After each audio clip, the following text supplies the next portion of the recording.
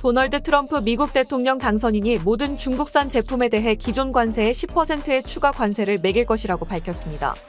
관세 폭탄의 가장 큰 이유는 펜타닐 등 중국산 마약인데요. 트럼프는 중국 대표들은 미국에 마약을 보내다가 잡힌 모든 마약상을 최고형인 사형에 처하겠다고 말했지만 안타깝게도 이행하지 않았다고 말했죠. 펜타닐은 일명 좀비 마약으로 불리는 약물입니다. 원래 암 환자의 통증 치료 등을 위해 사용되기 시작했지만 지금은 범죄의 온상인 불법 마약으로 더 잘 알려져 있는데요. 미국에서는 국가 안보 위험 요인으로도 거론될 만큼 심각한 문제로 자리 잡았습니다. 펜타닐은 모르핀보다 100배, 헤로인보다도 50배 강력하죠. 펜타닐은 약 10년 전부터 중국에서 국제우편 등으로 유입됐는데요. 원재료가 중국에서 대부분 생산됩니다.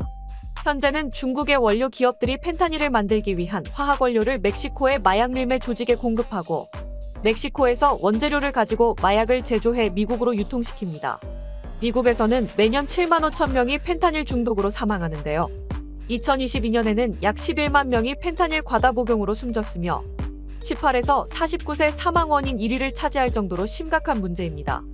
펜타닐이 10년간 미국의 큰 사회 문제로 자리 잡는 동안 미중 관계도 함께 악화됐는데요.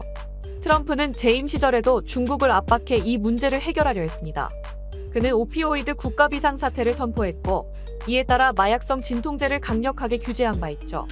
그는 시진핑과의 회담에서도 펜타닐 규제 강화를 요구했습니다. 미국의 압력으로 중국은 2019년 5월부터 모든 형태의 펜타닐을 금지했는데요. 중국 업체들은 이를 피해 멕시코에 원재료를 수출하며 지금과 같은 마약 유통 형태가 나타났습니다.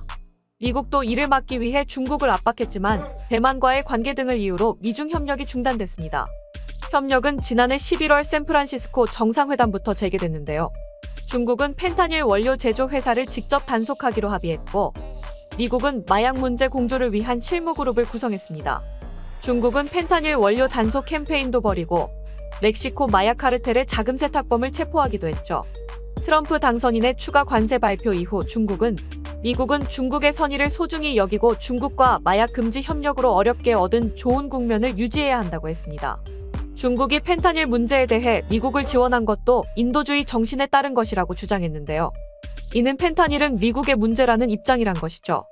트럼프가 중국의 펜타닐 문제에 더 강력히 대응하도록 압박하기 위해 추가 관세 이야기를 꺼냈지만 오히려 중국의 협력을 얻기 어려워질 수 있다는 전망도 있습니다.